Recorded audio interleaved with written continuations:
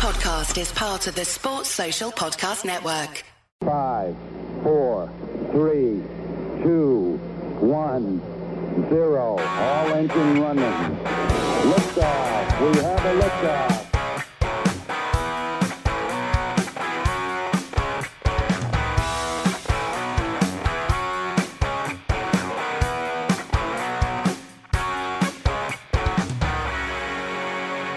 Welcome back to Tennis Unfiltered with me, James Gray of inews.co.uk and the iNewspaper. I've got Calvin Betton, our resident tennis coach here. For once we are sitting next to each other, not just the same postcode but even in the same place. You might hear the odd pop of ball on string in the background. We're at Queen's. Calvin, this is it's an improvement on Ilkley, isn't it? Yeah, it's a little bit better. Well, improvement on Nottingham, I'd say. Ilkley's probably a stage further up than Nottingham, but yeah, it's a nice club, nice place, nice venue. Weather's a bit overcast today, though, isn't it? Yeah, and a little bit of wind. We are recording outside to try and give you that authentic feel, so I apologise in advance for any wind noise. Let's talk about Nottingham, Calvin. You mentioned it. We'll talk about everything that's going on kind of in British tennis on a wider base, but you obviously were up in Nottingham with Julian Cash and Luke Johnson, who you're working with this week as well. I mean, in terms of an event for players, it's technically a challenger event, but it feels a little bit quite close to a tour event, maybe? Yeah, because I think it's probably the only event in the calendar that's a full WTA tour event and a men's challenger. So you kind of get, it feels like you're at a ATP event for that reason, because it's the equivalent of a ATP 250, because there's a women's, I don't know if the women's 250 they call it, or at the same venue. So yeah, it's a pretty big event. And it was interesting listening to Andy Murray talk about the courts, because he was saying, and I apologise for asking this question, he was saying they're like the second week of Wimbledon. Now, obviously you won't have huge experience of the second week of Wimbledon, but they are harder and drier and a bit different.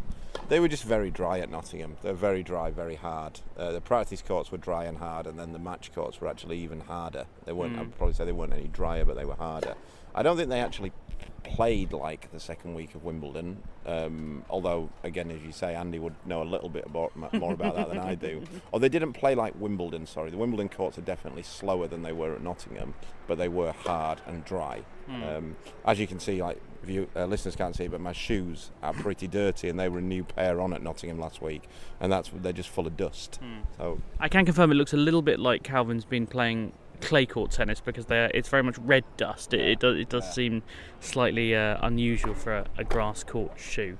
Crikey. I'll tell you what, the best place to start, because we are currently watching Seb Korda hit some absolutely enormous serves up close and personal, is maybe Dan Evans, who played here yesterday. And we will go on to Nottingham, but I wanted to mention it because obviously you know Dan, and he lost in the first round in straight sets to Seb Korda. He hit 7 double faults. He was a break-up in the first set, and I think 40 love as well, before kind of going to pieces. And he was very honest in press afterwards, saying he thought it was embarrassing. He said he really wasn't looking forward to Wimbledon, and that he was a little bit lost with his game.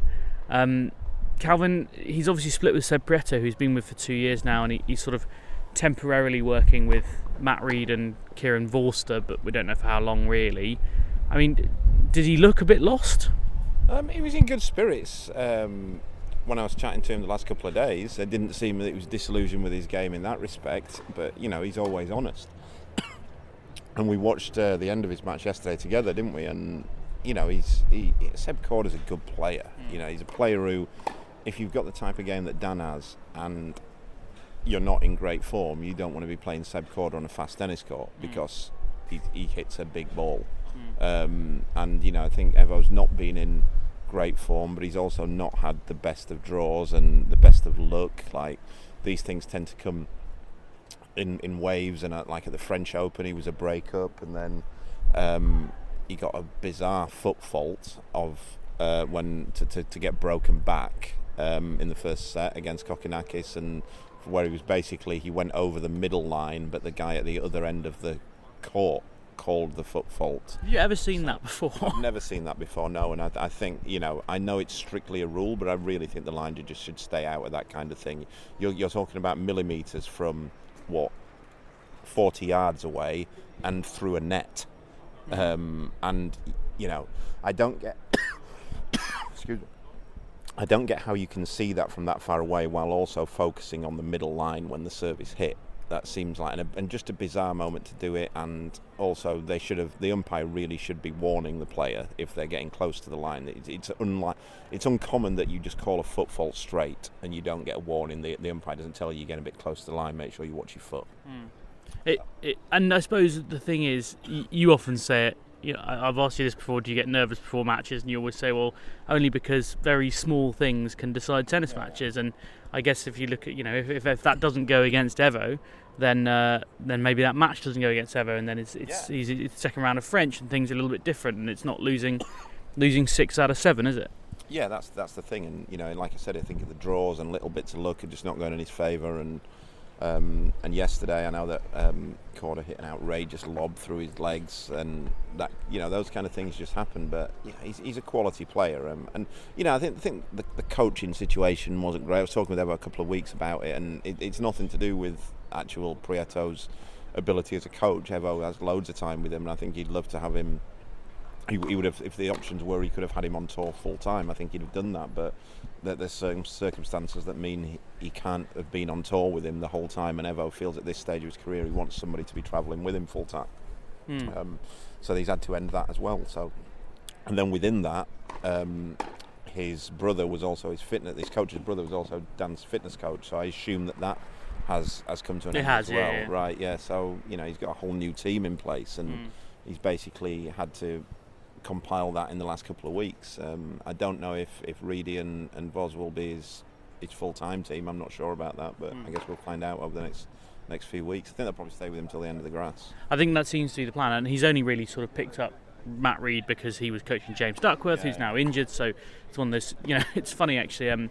Juan Carlos Ferrero is not here this week with Carlos Alcaraz, but he's got Samuel Lopez with him, who is Pablo Carreño Booster's coach, but Booster is injured at the moment. So I guess it's that just any port in a storm to a certain extent. The other thing is, and it's kind of something you've mentioned before, is that Evo was saying in press yesterday, he's like, when you're losing, that's the time more than ever you need to win, play and win some matches. Yeah. And of course, if you're losing, you don't get any more matches. Yeah, I read actually his quotes from the press conference on the train on the way here this morning, and the only thing I found strange about them was that he said he's not going to change his plans. He will just practice before Wimbledon, and then he said that the only way you get out of this form is by winning actual matches and not by practicing. So I don't know whether there was some sort of whether I read that out of context or not. But it seemed a pretty strange way to go about it. I don't know whether he will end up playing Eastbourne or not, but I think it was, to be honest, having been in the room, it was one of the situations where he was almost thinking out loud and just trying to talk himself out of it, and I think he genuinely doesn't know what the best thing for him is at the moment, because he's tried it every which way and it is still not working. But he's got doubles here as well this week, so you never know, that can often help. We've sort of been burying the lead here by ignoring what was obviously the biggest result in Nottingham last week, which was two-time Wimbledon champion Andy Murray winning, and I hesitate to say back-to-back grass court titles because they were both challenges, but titles nevertheless, 10 matches in a row. How much credence do you give Murray winning those two titles? Look, I think it's not like he's absolutely dominated the challenges when he's come in and played them, although he has won his last 3 now.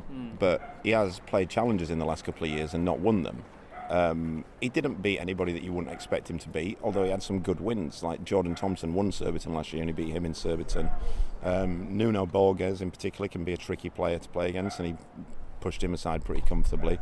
And he's, he's probably still one of the top 10 grass court players in the world. So, I'm really interested to see how he plays today in Queens. He plays de Minaur, which is probably a step up against anybody who he's played so far, but I also would make him favourite against de Minaur.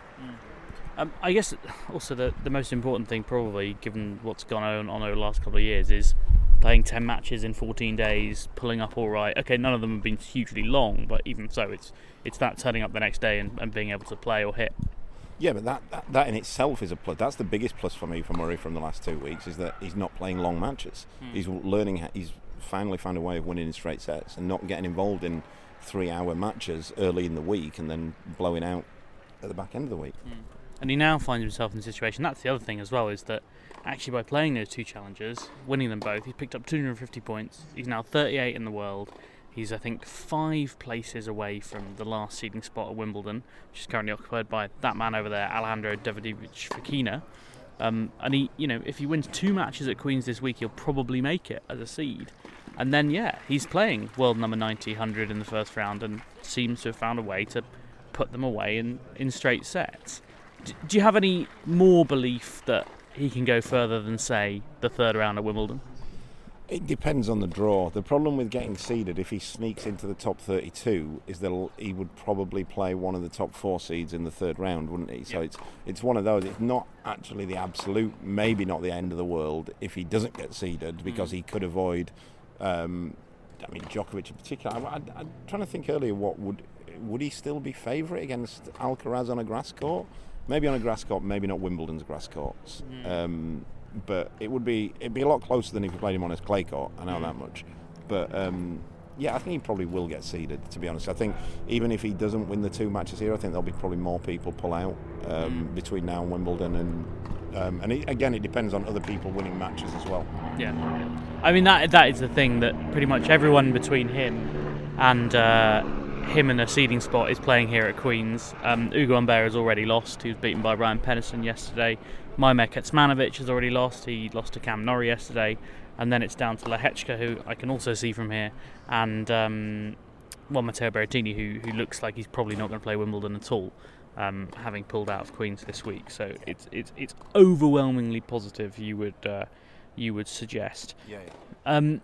The other kind of the other good British news, there was a lot of good British news in Nottingham, which we were talking about Dan Evans earlier. I mean, the great irony about Evo taking pot shots at British tennis is he's not pretty much not won a match since, and everyone else has. Yeah. But Katie Boulter winning a title, first all-British WTA women's final since 1977, I think I'm right in saying, days of Sue Barker and Virginia Wade.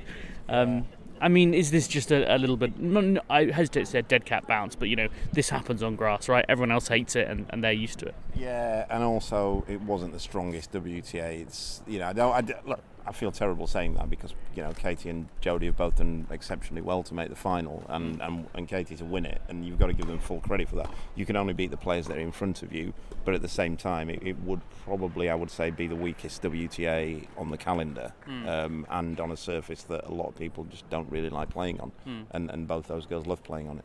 And I think I'm right in saying that Boulter is the second WTA champion in 20 years not to face an opponent inside the top 130. Yeah. Burridge had actually a pretty significantly tougher route to the final. She beat Magdalena Fresh.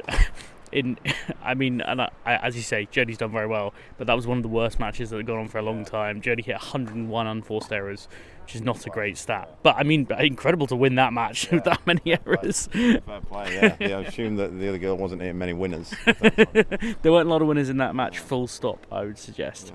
Yeah.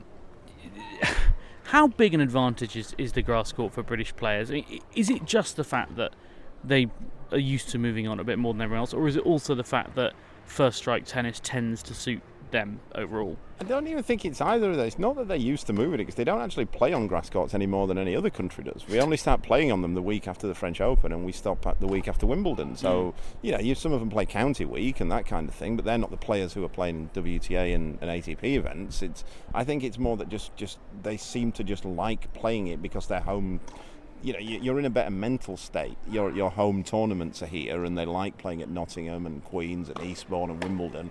Whereas we're watching like Musetti is stood in front of us. Like, he probably thinks like, what the FNL is this that I'm playing on? It's like, they did have a good win yesterday, to be fair. But yeah, I think it's that the other countries just don't really take it serious. I'll be honest with you, James. I don't take it serious as a surface. I think it's rubbish. But just look. We're the second day of the tournament, and that baseline is close to getting absolutely mashed so far. So, I don't see how I can't take a surface seriously. I've said this on the pod before. I can't take a surface seriously that gets worse as the tournament gets on, and on the final, the court is in its worst possible condition. It's like the same as playing the US Open on a court that you take a pickaxe to at the end of every day's play, and then just chip it up a little bit. Which I, for the record, would be quite in favour of, just to give it something a bit different. I think that'd be you should allow each player sort of 5 minutes to go and destroy the court as much or as little as they want. Try and prepare it. That's what they do in cricket, right? Your groundsman basically just goes out and prepares the pitch they want. Yeah, But we won't get stuck into the cricket because there's a decent chance England may have lost by the time you are listening to this, as another chopper goes over. Who knew there were so many helicopters in West London, eh? I was playing cricket on Saturday, and it was the same day as the King's birthday, ceremonial birthday, and there was basically a 5-minute fly past of our cricket match. We were practicing at NTC, and we were genuinely going as the war started. The fighter planes were going over. We had no idea. We didn't even know it was the King's birthday or anything. We just about 50 planes just flew over us.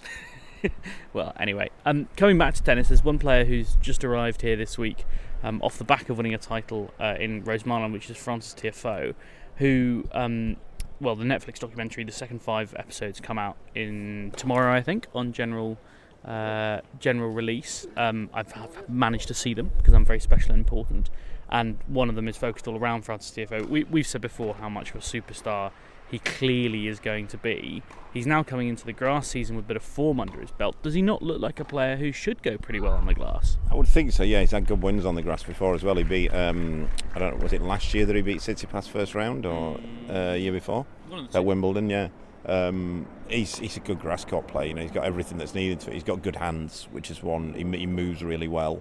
He's got a good serve, and he hits pretty flat shots. So that's everything you need to play on a grass court, and I wouldn't be surprised with a decent draw if we see him making some moves. But also, being Frances Tiafoe, it wouldn't surprise me if he loses first round either. That's just what he does. Do you think it's funny, because I've seen him practice quite a lot? As you know, I'm a bit of a nerd for going and watching players practice, as we currently are, because I think you learn an awful lot. Actually, I think you learn more about players in practice than you do on the match court sometimes. And he's obviously he's so laid back, he's nearly horizontal in practice. Yeah. And I know that he sometimes hits with Jessica Pegula in an effort to try and serious himself up a bit, because she is very, very focused. And actually she likes hitting with him because she likes taking the edge off. I mean, do you know, have you worked with players who are like, I probably do need to practice a bit more seriously, and how difficult is it to change that attitude? Or do you actually want practice to be natural? It's just individuals, I think, as well. Maybe that's why. Maybe his sort of looseness and laid back type thing is what allows him to win the matches that he does. And if he became more serious and that kind of thing, would he lose the fun of the game? And then would he just lose the enjoyment of it? I think it's more with him. It's more focus in matches that he needs rather than how he practices. Because I don't think you're never going to change a person. That's something that's that is. I've never seen a person change their mentality and that kind of thing. And it's not like he's not professional. He's pretty laid back. That's who he is. And we want characters in it. We don't want everyone practicing the same, because the game would just be boring. Agreed. I've got a couple of questions for you, Calvin. As you may have been aware, I haven't asked you many mailbag questions over the last couple of weeks, but it has been filling up. And I've had a very long email from someone called Andrea, and I can't read you the whole thing because, as I say, it is very long. But thank you very much, Andrea, for your email. She says, thank you for your daily coverage of the French Open. Really enjoyed feeling like I was along with you for your exciting, exhausting and interesting ride. Hope you've had a good few naps since then. I certainly have. So I've been waiting till the end of the tourney to ask my burning question. Do you think tennis is for sale to the highest bidder? I live in Cincinnati, and I'm watching in horror as a North Carolina billionaire is on the smooth path to cleaving our beloved Western and Southern Masters 1000 tournament from us, a city that has hosted this tournament for 125 years, and moving it to Charlotte, North Carolina. She mentions it's got good transport facilities, even Dodik would approve. Hot breakfast served early, Calvin Betton would approve, and lots of practice courts, and it's popular with the players. She says professional tennis in the US is almost entirely played along the west and east coast, and thus the Cincinnati tournament is beautifully placed for fans in the entire middle part of the country. When I sit down for lunch, I end up talking to people from Ann Arbor, Chicago, Louisville, Lexington, Indianapolis, Kansas City, and St. Louis, just to name a few cities. However, are we now in an age where anyone with a big enough wallet can come in and unseat a tournament? I don't know a lot about how tournament ownership works, but this happens with American sports franchises, especially in football and baseball. Do we think tennis could go the way of the PGA and allow Saudi Arabia to become a major player? I know tennis needs a cash infusion, and some tennis players are keen to have a more raucous environment and some new formatting. And I know that lower level players would love to be able to make a living, which has happened for the up and coming golfers since the LIV merger. Curious as to your thoughts. It's a big question. I mean, the answer is yeah. It's absolutely for sale for the highest bidder, shamefully, like any sport is, as we're seeing that football is. And even if football claims it's not, it is. And tennis, I imagine, will be the same. I think it's the next logical they've taken that Saudi Arabia's come for golf. They're in the process of taking football, I would say, and I would think tennis is probably the next logical step that they will come for. How they'll go about doing that, I don't know, but as always with these things, they'll get support from the majority of the players, because the players sadly just think about money in their pocket, and it's usually the richer players who will make those decisions. And they'll take the money, and then even outside of Saudi Arabia, like the email says, it's America has always done it that way. They lose franchise from great cities like basketball. I know lost, like Seattle was a great basketball city, and they just lost their NBA team because someone richer came along and took it. And I think it's happened a few times in NFL in the last few years as well. Oakland, St. Louis, the Chargers moving from San Diego. And sadly, money talks, and as we've discussed, the money in tennis is not evenly distributed, and I'm not sure that will resolve it. I think what will probably end up is the rich people getting even richer, and the people who are not in that top 10% still struggling with kind of the same amount of money, I would assume.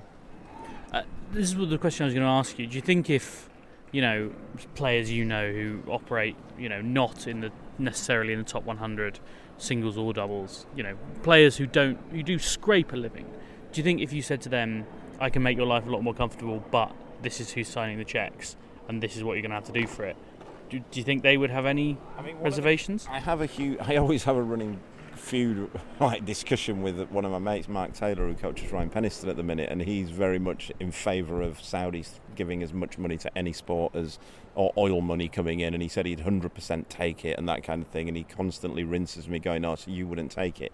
Now, personally, I wouldn't. I'd like to think that I stand for something. I think every man has to have a code, but at the same time, what really winds me up with the golfers is the golfers who will already, and the golfers and footballers, so Ronaldo and Messi, who will never have to work again already. They've already made absolute fortunes. Them or their families will never work again or have to work again if they don't want to. They've already made so much money, and then they're still going and taking that money knowing of that. And that's what bothers me. So if a tennis player who is struggling to get by, who struggling to feed himself or whatever, if they benefit from a bit of that money, then I wouldn't hold it against them for doing that. I think that's a different, and it's the same as somebody said to me, like, if one of your mates got offered a job working in Saudi and it could sort him and his family out, would you have a go at him for doing it? Well, no, of course not, because he's my friend and I know it would be a life changer. The real gripe I have with it is the stuff that for the people who it's not life changing, their life won't change at all because they already have enough money and they're still going to do it, and they're the people what I'd really gripe. But like I say, I personally wouldn't do it, but I understand why certain people would, up to a certain degree of wealth. The sort of practical application of this in tennis terms, and it could happen indeed this year, is tournaments going to Saudi Arabia. That's how other countries in the Middle East have done it. The one that it's been written quite strongly that the next gen finals could end up being probably in Riyadh this year or somewhere like that. That is the sort of gateway drug of the tennis tournament world. I know for a fact that people have talked about having a Grand Slam, the Grand Slams being up for grabs. And one person I know about Djokovic repeatedly keeps talking about why wouldn't we have a Grand Slam in Dubai? Well, one, because it's a terrible place, and two, because of history. You have to keep a hold on history at some degree. And what's wrong with the slams? Like the slams are good. Like they wouldn't be the same if you just took them. And I think what no one really comments on, James, with any of this is that the sporting events they have in the Middle East, they're just not great events, are they? Like they're not there's not been one yet that you look at and think, oh, I tell you what, I wish it had been there. Yeah. Like.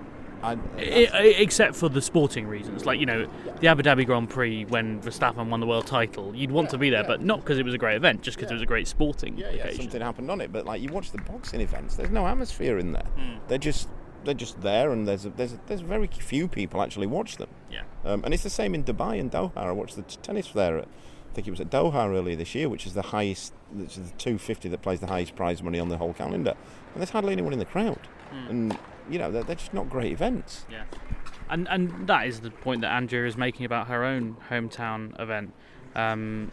So I think it would be really sad, by the way, if Cincinnati lost. Cincinnati's been there since I can remember, and even before that. I know this footage of McEnroe and Borg playing at Cincinnati and that kind of thing. So it'd be really sad if Cincinnati loses its Masters series. Yeah, and it does have, as she says, a lot of history. So I hope that answers your question, Andrew. I might put it to George later on once I manage to tear him away from his incredibly busy job. I've got one more question for you, Calvin, and it's a controversial topic, so you'll like that. It's about doping. We talked about Beatrice Haddad-Maia after her run at the French Open, and Paul Mason, a long-time listener and correspondent, has been in touch to say she was convicted of drug doping in 2020 using anabolic steroid for extra strength and endurance, served her time, and the only comment I've seen or heard, I do listen to another tennis podcast that is allowed, it's an excellent podcast, was on BBC Sport Briefly. Is this okay, or should we be highlighting it more? Sharapova was, rightly, I think, given a hard time over her use of meldonium, which has anabolic steroid properties. Of note, Nicolas Jarry of Chile was also giving a doping ban, 3 other Brazilians in the last few years. Is tennis too soft on doping? Athletic bans are typically longer, or is it about right? Before I'll let you answer, Calvin, I'm going to add the legal bit, which is that Haddad-Maia was banned indeed. She was found to have consumed the substance, but she was also given a no-fault ruling by the ITIA. They accepted it was a contaminated supplement and that she had not deliberately cheated or anything like that. So that's the kind of caveat. But overall, do you think we are too soft on doping in tennis? 100%. 100%. And and again, I don't know about the Haddad-Maia case or any of the other cases, but everybody who's ever been caught doping in tennis has always claimed that they didn't know they were doing it. And the one thing that we know about human nature and about people is that people will cheat. That's just human nature. And to assume that tennis doesn't have any of those people playing the sport at the highest level would be ridiculous. And it's the same. It's not just tennis. It's the same in football. No one ever gets convicted of doping in football, and then tennis is the same. And the only reason that Sharapova made such big news, and to a slightly lesser degree Halep, is because they were top players in the game. They'd won slams. I've no doubt that if Haddad-Maia had won slams, then it would have made bigger news there.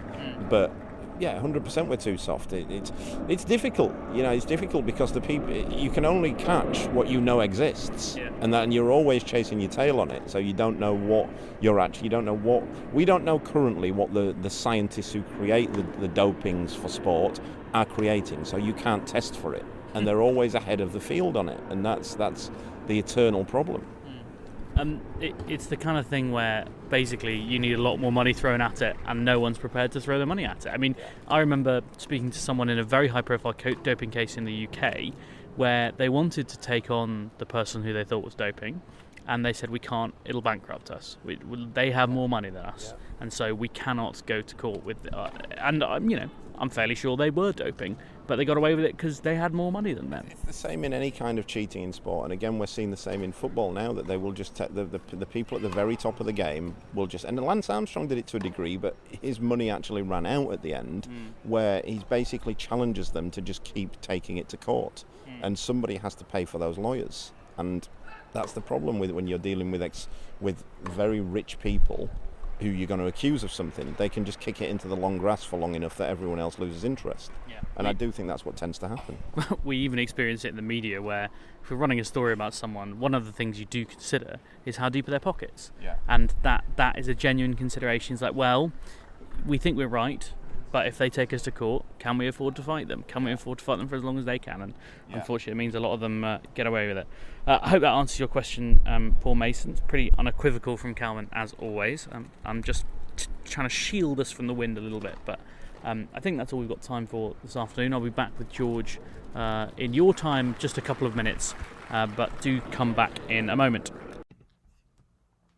Welcome back to Tennis Unfiltered with me, James Gray of iNews.co.uk and the iNewspaper. I've swapped Queens for Crystal Palace. I've swapped Calvin Betton for George Bellshaw. That is in one way a downgrade, and well, I won't comment on whether it's an upgrade in another, but that's very much for you to find out or decide. Calvin is tucked up in bed probably. I've just been watching him, and well, I've been watching Luke Johnson, his player, and Julian Cash in a heartbreaking 14-12 champions tiebreak defeat to Nicolas Mahut and Fabrice Martin, who the latter of whom just found some absolutely enormous serves at very, very, very clutch moments. But bad luck, guys. I thought you were brilliant. Couple of clutch serves and volleys from the British pair as well, especially having been 6-love down in the Champions tiebreak. To come down back and make a match of it was actually pretty impressive. So they should leave with their heads held high. George, how high is your head held at the moment? Medium? Yeah, it's not too bad. I've had quite a lot going on in life as a whole. It's been very busy at the minute in terms of moving shit about. And sorry, I said I'd stop swearing so early in our podcast, and it just keeps sounding right. And you've lasted like the first sentence. But yeah, I've just had lots of life things to do recently, so I'm looking forward to kind of getting settled down again. And stuck back into tennis and podcasting, no doubt. Exactly. And I feel very, very summery and excited for the tennis, and excited for rowing with Calvin about things. I can tell already we're disagreeing about lots of things at the minute. I think that's always good for everyone. Well, I'm glad you're feeling quite so summery, George, and looking forward to a grass court season of arguing with Calvin, which is, as far as I can tell, most of the point of this podcast. Unfiltered and argumentative, maybe it should be called. We're going to start, George, with a dip into the mailbag, which overfloweth. Remember, if you want to get in touch, you can. Drop us an email, tennisunfiltered@gmail.com. That's the best way. You can also get us on Twitter, @unfiltertennis. As I say, email is actually the best one, just because it doesn't get lost in loads of things. But anyway, that's what... So actually, Saif Shaheen has been in touch on Twitter, and he says, a question for your mailbag. Among current players on either tour, which one-time major winners are the least likely to win a second major? My answer would be Thiem and Raducanu, but I'd love to hear your thoughts about it. George, one on each tour, I would suggest is the best way to go with this. I've got a couple of answers that are really going to just basically on a technicality. Yeah. So my two, because I read this question earlier today, I've got three that I think are better than the names they suggested so far. Two of them are on the women's side. So they are Sloane Stephens. I don't think we'll win another one. Okay. Whereas I think Raducanu, who they suggested in their answer, their question is young enough to potentially kind of come back and maybe kind of have more of a chance, whereas it feels like Stephens probably that ain't going to happen.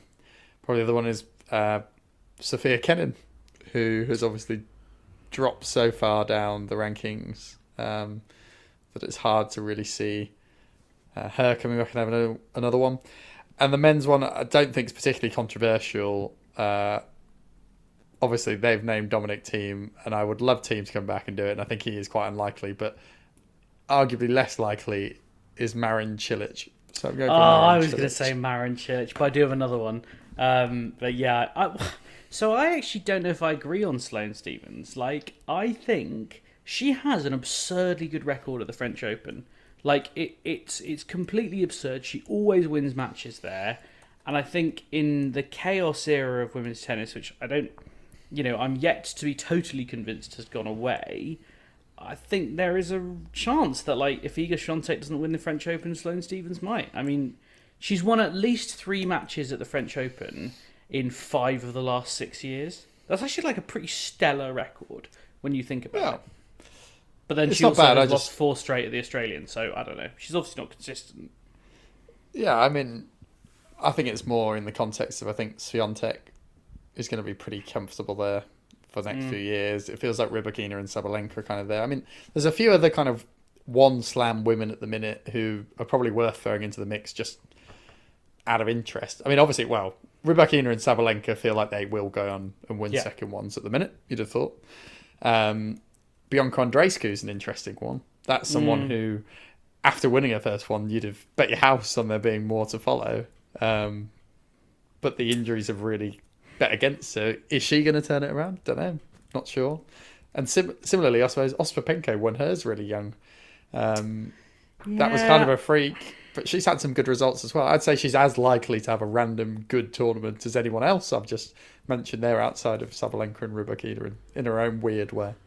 In fairness, there's not many one slam wonders left in active players. Barbora Krejcikova is one. Yeah, that's another one. I think most people would pick her, probably. And maybe not most, but certainly I think a lot of people. As in, most likely not to win one? Yes, exactly, yeah. Or... I think people would put her above, not Kenin, but Kenin's barely an active player now, you know.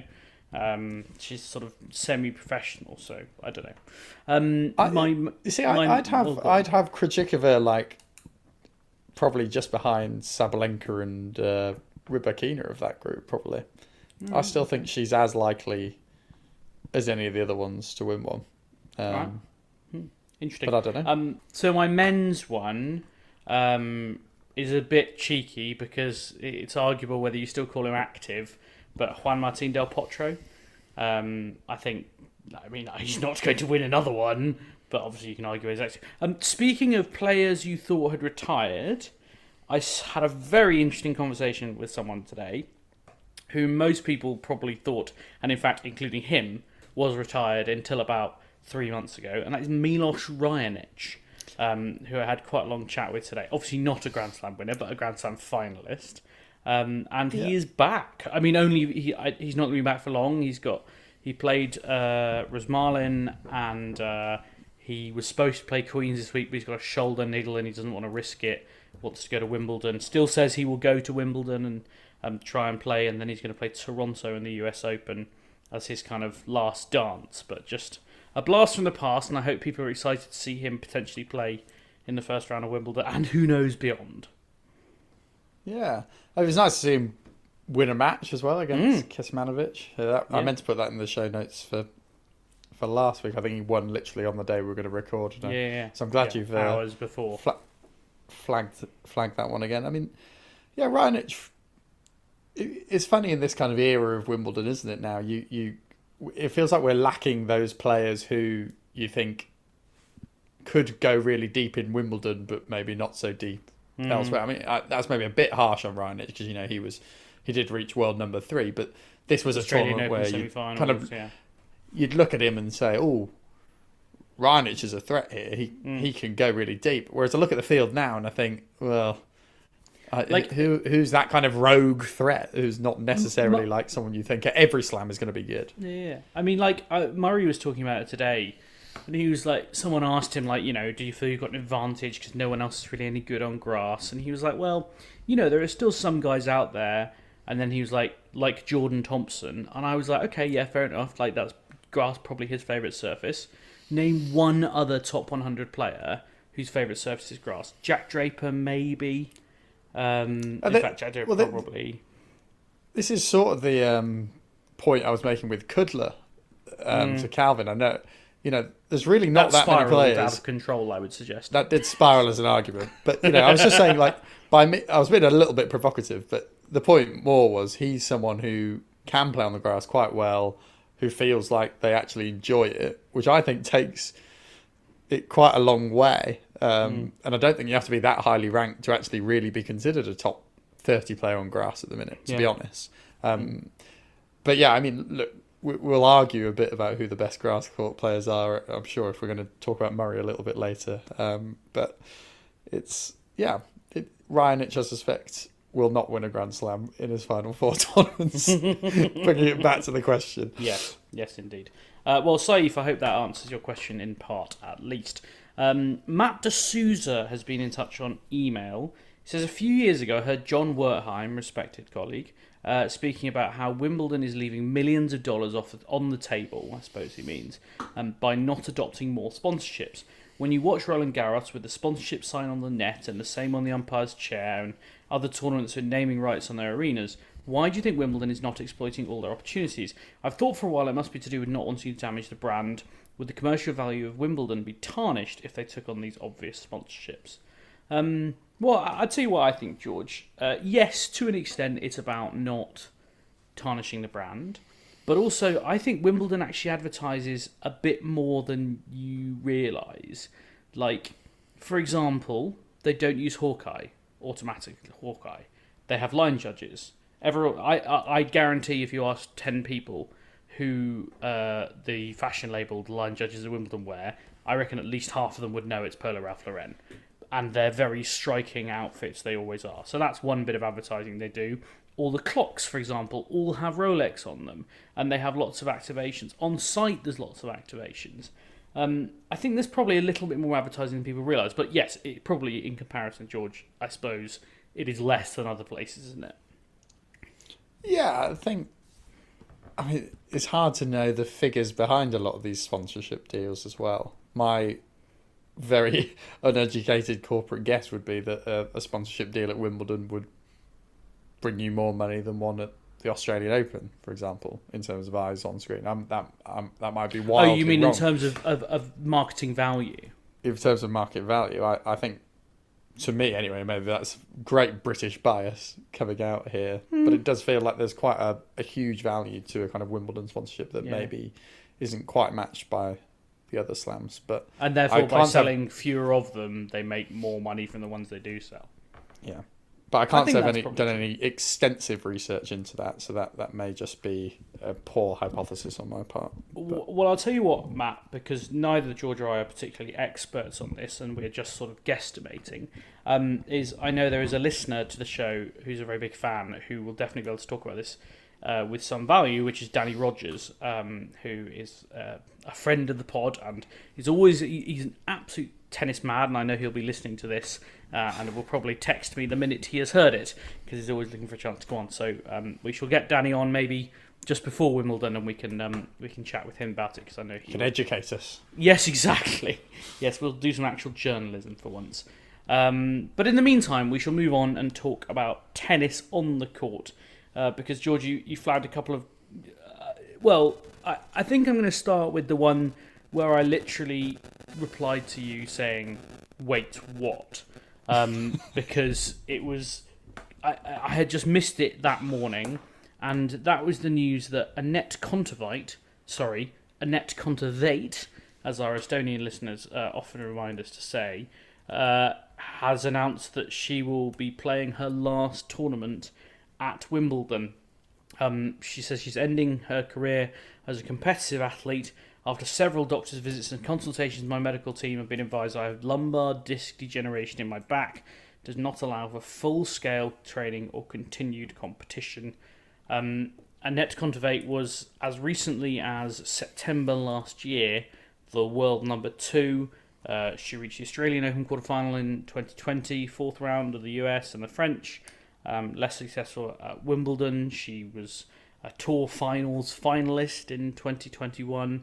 You know, I know people often like to take the piss out of Annette Kontaveit for, being the kind of classic underachiever at slams and things, despite the fact she was often number 2 seed. But in the grand scheme of things, and $8 million later in prize money, she is a very successful tennis player, George, and it was a proper wait what moment, wasn't it? Yeah, I mean, it's a real shame because she had that best period of her career where, as you say, she kind of got to world number 2. She had a huge charge at the end of, was it the 2021 season? I get my years wrong, but yeah, I think that's right. Where she kind of reached the Tour Finals in the last gasp effort by kind of winning some matches. I think she won something like 26 she had a great out of 30. Season, didn't she? Yeah, she won something like 26 or 30 indoors. matches. 28 out of 30, I think, actually, which is pretty crazy. She's been in and around the top 30 pretty consistently for a long time. I think if I was going to be harsh, I'd say she's probably one of the worst world number 2s you'll ever have, actually, in terms of kind of performance at slams and maybe that is a bit harsh because there have been some bad ones in the WTA over the last kind of and famous 5-10 and of years. Course you could never really remember like the worst number 2s, can you? Like I could probably find the list, but it's you never remember the really bad ones because they don't last very long, they didn't win anything big, and that's why you think of them as the worst, right? But yes, being the world's worst world number 2 is not the worst thing in the world either. It's not, indeed. But I think you'll be hard pushed to find many world number 2s who've never gone past the quarterfinals of a slam. I think that is quite a low bar, really, to get that high in the rankings. But that's not to take anything away from a career. Sometimes, as we always say, like, getting to be the second best player in the world at anything is absolutely astonishing. But even being consistently inside the top 30 of anything in the world is absolutely bloody mental. Like, it's a brilliant, brilliant career, and she was consistent. She played some great stuff, really kind of stepped inside the baseline, shortened points, had a great backhand, great forehand. She worked really hard for what she got. The other thing she might be remembered for, of course, which she may not want to be remembered so much for, is being the last victory of Serena Williams' career. Which very good. was quite a big moment at the US Open, and kind of that last gasp. Actually ended her run at world number 2, I think, possibly. That sounds about right, yeah. I think it should also be noted, and I know that there'll be some listeners who will appreciate this, that Annette comes from a very small country. Like, Estonia is... I was just checking the population in case I was misremembering, but Estonia has 1.3 million people living in it. Like, that is a vanishingly small population. To produce a world number 2, as you say, George, at anything is impressive all the time anyway. But I have no doubt that Annette Kontaveit is an absolute hero to almost all of those 1.3 million Estonians. I mean, I think I can count on the fingers of one hand the number of Estonian, for example, Premier League footballers there have been. George, can you name any of them? Because I happen to know, I think there are 3, and I happen to know 2 of them off the top of my head. Estonian Premier League footballers. Oh, crikey. You've caught me cold there. That's all right. I wouldn't necessarily have expected you to get them all. There are 4, I believe, and I'm looking forward to someone adding to those 4. But they are Mart Poom. These are the 2 I remember. Mart Poom, goalkeeper for Derby and County. I think Arsenal very briefly. And Ragnar Klavan, Liverpool centre-half, quite recently. They're the 2 I can remember. If anyone else knows the other 2, I would gladly hear of them, because I definitely cannot remember them. Anyway, got distracted by Estonia. I'd love to go one day. I'm not wild about going at the moment, because a friend of mine's just got back from... it wasn't a holiday. He was working there for 6 months. He's in the army. And I don't know if I would necessarily want to be there right now, but if there are listeners out there who would like to host me and can assure me of my safety, then I would happily come and visit. Have you been round there? I haven't, no. I was going to say something about Kontaveit, but I will just say that I've had an Estonian pianist stay at my parents' house before, who was very nice. Who used to go and play. He was from Tallinn. I'm not going to ask any questions about that, I think. His name's Mikkel Pol, for those who want to know. But Right, he's okay. a very good pianist. What I was going to say about Kontaveit is an underrated quality sometimes in professional sport. Very popular on the tour. An absolutely lovely person to kind of chat with. Yeah. I interviewed her. I don't know if you've done the same, James, during your kind of... I don't think I have, actually, but people do speak well of her. Yeah, very nice. She spent a lot of time in England, actually, didn't she? She used to work with Nigel Sears, I think, yeah. Yeah. So, yeah, she's a popular player. She'll be missed. It'll be interesting because I know we've spoken a little bit about players who kind of hanging up their rackets who then kind of start regretting it and sometimes feeling better once they kind of stop trying to play at a high level. So it'll be interesting to see if in a couple of years' time, once she's kind of rested her back to a certain degree, it might get better, but it doesn't sound like one of those injuries that sounds that fun, and probably one just to put it all to bed. But let's hope she can get a couple of wins at Wimbledon, maybe reach her first Grand Slam semi-final. What a way to send off. So she's not the world's worst world number 2. Yeah, maybe. It seems unlikely. I feel people are going to be upset I've been tagging her as that when she's about to retire. But yeah, that does seem incredibly unfair, George, but you said it, not me. Let's move on to someone else who opinions on often create controversy. That is Venus Williams, who is back this week. She is playing in Birmingham and winning in Birmingham, it should be said. She beat Camila Giorgi 7-6, 4-6, 8-6 in the third set tiebreak. I mean, would you believe it? She obviously played Rose Marlin last week as well, where she lost in the first round, so she's finally picked up a victory. I think it's her first win since January. She beat Katie Vollietz in Auckland. She's 43 years old, George. She's presumably... The Wimbledon wildcards may have come out, because they're coming out tomorrow, by the time you listen to this podcast. But I suspect that if Venus Williams wants a wildcard for Wimbledon, she will blooming well get one. So let's just work on the assumption that she has now got one as you are listening to this. But let's just talk about what happened on the court, George, because there was a terrific scrap. Yeah, it was excellent. I mean, well, I say excellent. I mean, Giorgi, at the best of times, is a bit of a fiery character, but she really has not endeared herself to the Twitterati by essentially cheering yes in Italian or C when Venus had just essentially fallen over, was off the court, and she just rolled a routine forehand in, which clearly did not go down well with Venus. It did not go down well with a lot of people watching it. I won't say if I found it amusing or not, but anyway. But George, we like spice in tennis. You don't have to take a side on it, but we like spice. And in the end, no one was hurt. So no one was hurt, and we like spice, and it's interesting, and it's got us talking about it, which is good.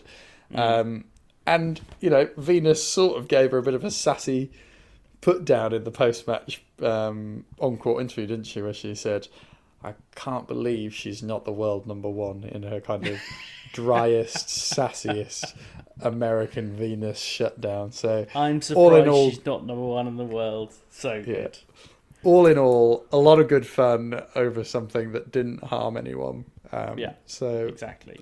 I'm all for it. I'll tell you what, George. You may not be aware of this, but Venus Williams has got Yelena Ostapenko in the next round, which might just be the funniest... In the context of what's already happened, that might be the funniest draw they could possibly have dreamt up in the Edgbaston draw room. So I highly recommend on Thursday that wherever you are, you find a way to watch that. Yeah, I mean, and that's a great match for the tournament, isn't it, really? Yeah. To sell, former Grand Slam champion, French Open champion versus one of the all-time greats, kind of in one of the last chances you'll probably get to see her. That's a lovely sell for the tournament. I mean, I'd be surprised if there are any tickets left, but if there are any and you're even remotely close to Birmingham, and if you're in the UK, you are remotely close to Birmingham because it's right slap bang in the middle, then I recommend trying to get hold of a ticket because it'll be a pretty special occasion, and it'll also be a pretty decent tennis match. Aside from the fact that they're both pretty highly strung characters and like to entertain, they should also put on some decent tennis. Yeah, we probably shouldn't underestimate that a 43-year-old's just played a 3-hour ding-dong match with kind of high emotion at the highest level in sport. I mean, that's pretty cool, isn't it, really? I think that was only her second win since, the summer of 2021 or something like that. So, she'll get a wild card and probably won't do much with it beyond a first-round win at most. But good for her. It's great to see her still kicking around. She's still got us talking, got us excited. And it would be a hell of a story if she did anything at Wimbledon, to be honest. A couple of rounds would be amazing. George, I'm just going to tell you this. I've just done a quick bit of research. There are still tickets available for Centre Court in Birmingham on Thursday for as little as £19. But I don't condone calling in a sickie, but call in a sickie because you won't make a better decision. I would suggest. I'm sure there are other matches that will be on Centre Court that day as well. I'm pretty sure that Venus against Ostapenko is going to be Thursday. I'm not 100% convinced of that, so please do check because I don't want loads of people to get sacked from their job to go and watch Jodie against fucking Lin Zhu or someone. I don't know. But yes, I would suggest that is definitely worth making an effort to go and watch. Right, finally, in this second half of what feels like an endless pod because it both began and is now ending my day, Nick Kyrgios has withdrawn from Halle, which is not tremendous news, for people who want to see him do well, or frankly just tennis, because love him or hate him, and people have lots of different opinions on him, he does draw eyeballs. He made his comeback, his first match since October, I believe, competitive singles match, I should say. In Stuttgart, he was beaten in straight sets by Wu Yibing, I beg your pardon. But he has now pulled out of Halle. He says, as you all know, Wimbledon means a lot to me. I just want to do everything right by my body. So that does sound like he's maybe being precautionary, George, but it's a bit of a worry. Yeah, it is a worry. We're talking about people earlier in the pod who you don't necessarily back in most other slams at the minute, but do back here to have a good run, and he's probably one of the few who do fall into that category. It's one of those, isn't it? I mean, I wouldn't read too much into him necessarily losing just one match. He's got so many weapons that he can kind of drag himself through. I'd still expect him to be able to beat most kind of first or second round opponents at Wimbledon, but as the tournament goes on, his body's just not going to hold up. I mean, Kyrgios somehow winning Wimbledon now, I've said that, but, history tells us that this is a guy who does struggle with kind of fitness. He did really well last year, he'd worked on it, but coming back from injury, not being that match sharp, probably not trusting his body that well, that feels like very much heavy 5-set first round win that we all go absolutely mental for on day one. Might drag himself through a second round, and then when he comes up against someone half decent in the third round, he'll have a row with the umpire, he'll walk around holding his knee, and he'll go out with a whimper, probably giving a fan a middle finger, and we'll all be there for it and love it in its own way. But it's a shame because he played really well last year and didn't get the ranking points for it, reaching the final. So that's a shame for him, but equally he can't lose them, so that's a positive now as well. Yeah, swings and roundabouts. I think, yes, Kyrgios, and this won't be the case forever, he's still got years left in him, but he will, at least for the short period of time, be like Murray and like Schwartzman and like Wawrinka, a first week only attraction, and just the kind of preamble, because sometimes Grand Slams can be a bit tedious, like the first week, with the seedings, like, Djokovic, Alcaraz, whoever it is, just winning in straight sets, nothing really happening. And those players who are the kind of mid-range and provide entertainment, they kind of keep you going through that first week. And then you get to like the fourth round and it's like, okay, now the serious tennis starts. We've had like the early rounds of a boxing match between heavyweights where for 4 or 5 rounds they're just kind of jabbing and just feeling each other out. And those players are important too. Yeah, absolutely. I think probably the one who falls into that category most at Wimbledon over the last 3 or 4 years is Andy Murray as well. 100%. He's dominated the first 3 rounds or first couple of rounds at Wimbledon for the last 3 or 4 years, and he's kept us all bloody late, and it's been ridiculous. But and the same at Australia. Great. He was the story of the first week in Australia as well, and kept us extremely late. It's kind of become his trademark. But George, you before we go, I'm not going to let you argue with Calvin in his absence much, but you have already listened to the first half of the podcast that you, the listener, have just heard before we came on, and you didn't like the idea that Calvin made Murray a favourite against Alcaraz on grass. Yeah, I mean, to be fair to Calvin, I don't think he explicitly said he's definitely the favourite, but I think even considering it is quite mental. Like, I think Murray's done well to win these 2 tournaments he's won, but he's played complete fodder in the politest terms possible, which is not polite at all. It should be said that Calvin made that sort of assertion before Murray played de Minaur. Yeah. We are now speaking after he got absolutely gubbed by Alex de Minaur 6-3, 6-1. Yeah, we do have the benefit of hindsight, but I think you'd have found me saying that either way. I think I did comment on it earlier, didn't I, before he'd lost? Or maybe, I can't remember if it was after. But yeah, I still just think there's no evidence to suggest that Andy Murray is going to beat someone in the 3rd or 4th round at a slam right now who is also a fairly high ranked seed. I just don't see the evidence of that over the last 3 or 4 years. You know, the draw we can hope for, I guess, out of interest would be a first round against Alcaraz. That's the best possible chance he has of catching this guy cold, of coming in relatively fresh, of kind of using the centre court atmosphere to his advantage. But if Murray has like 2 matches in the tank by then, gets into a 3rd or 4th round match against Carlos Alcaraz, honestly, it's 2, 2, and 3.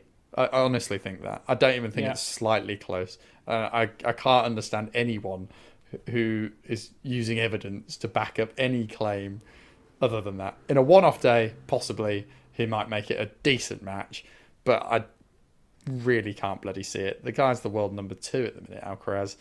He'll be fine on this surface. Murray won't be able to keep up with him. He won't get the ball past him. I just don't see it at all. He did, I should say, look pretty uncomfortable against Arthur Rinderknecht today, who was like a lucky loser who didn't... George, is your phone near your microphone?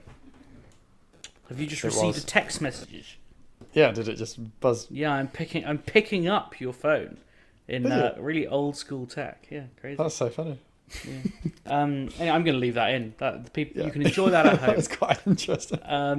Anyway, he did look pretty uncomfortable against Arthur Rinderknecht, who until 3 hours before the match didn't know he was playing because he was a lucky loser in for the hamstrung Arthur Fils. Okay, he'll work it out. He's been on grass 3 days, but you know, the movement is the hard thing, and like that's the whole thing with Alcaraz is he moves really well. He's in position to tee off and take a cut at the ball where others can't necessarily.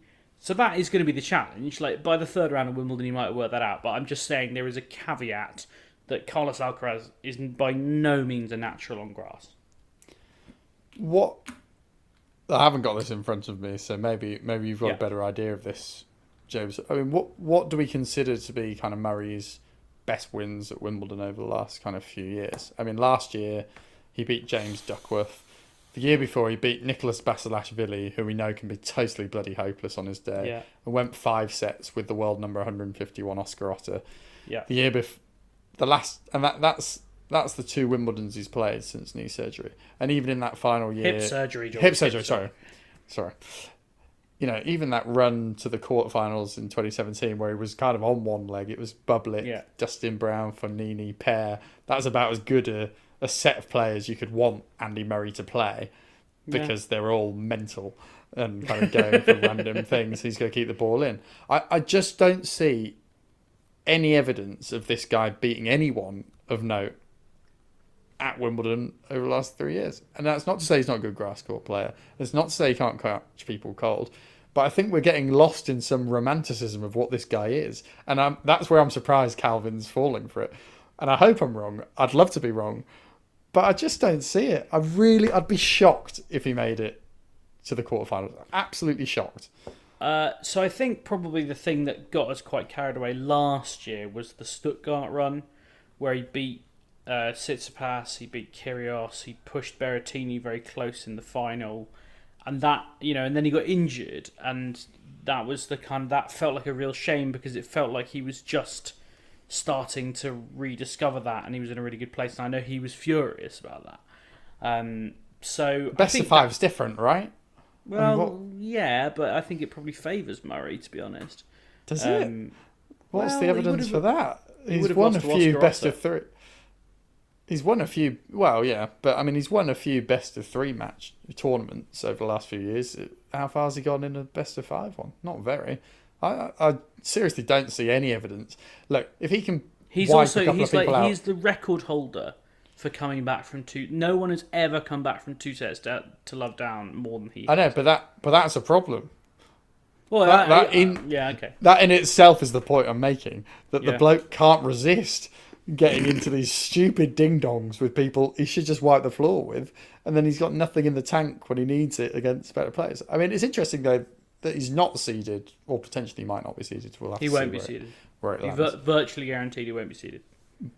How many players need to come out? 5. That could happen. He But you needs never know. 5 withdrawals in the next 10 days to get seeded. Yeah. You never know. And that's notwithstanding players overtaking him on points. Yeah. Okay. Well, there's an argument, is better off not being seeded if he avoids... Yeah, because then you get... Because if you are round seeded one. 28 to 32, you're guaranteed one of the top 4 seeds in the third round. Yeah. So that's not necessarily a bad position because the top 4 seeds are going to spank him if they meet him there. So Casper Ruud, maybe not. I'd still back Casper Ruud in the third round of a slam against Andy Murray at the minute. All right. Anyway, I feel like I'm being very down on him. He's done really well in the last couple of weeks, but I think someone needs to just say it. Let's temper these expectations. If he's winning 2 matches at 36 with a metal hip, we can be grateful for that, and he'll bring us a bit of fun. If he plays Djokovic in round 1, he'll do well to win a game, and we can take that too. Crikey. Unfiltered indeed. That really is all we've got time for. This has been Tennis Unfiltered. He's been George Bellshaw. I'm James Gray. Please do come back next week. 5, 4, 3, 2, 1, 0. All engine running. Liftoff. We have a liftoff.